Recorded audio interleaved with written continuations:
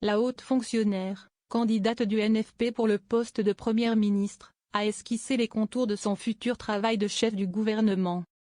Le barrage républicain jusqu'à l'Assemblée nationale?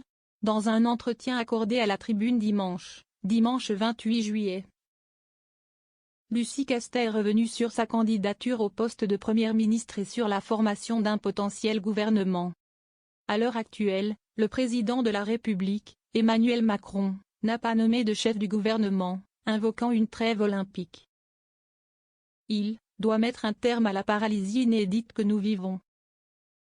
Il doit prendre au sérieux le résultat des élections législatives et mettre au gouvernement la formation politique qui est arrivée en tête, le nouveau Front populaire, a exigé la haute fonctionnaire.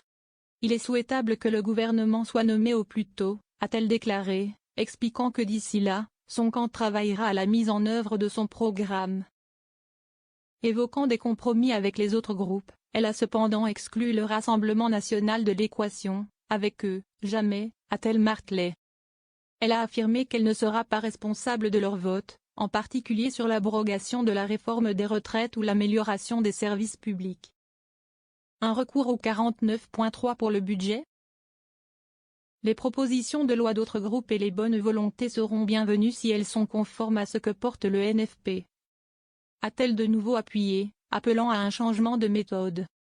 Elle a reconnu qu'un recours au 49.3 pour le vote du budget de l'État était évitable, mais pas impossible. Celle qui se définit comme femme de gauche, avec de fortes convictions féministes et écologistes, au barycentre du nouveau Front populaire n'a pas encore dressé la liste d'un potentiel gouvernement. Le paysage gouvernemental doit être à l'image de nos ambitions. Il faut réfléchir à la taille des ministères et à leur mission en fonction du programme. A-t-elle esquissé? Je veux redonner sa légitimité au travail parlementaire. Tâche ardue dans une Assemblée nationale morcelée, qui a connu des scrutins internes mouvementés. Entre l'élection in extremis de Yael Braun-Pivet et un bureau de la Chambre basse composé majoritairement de députés de gauche,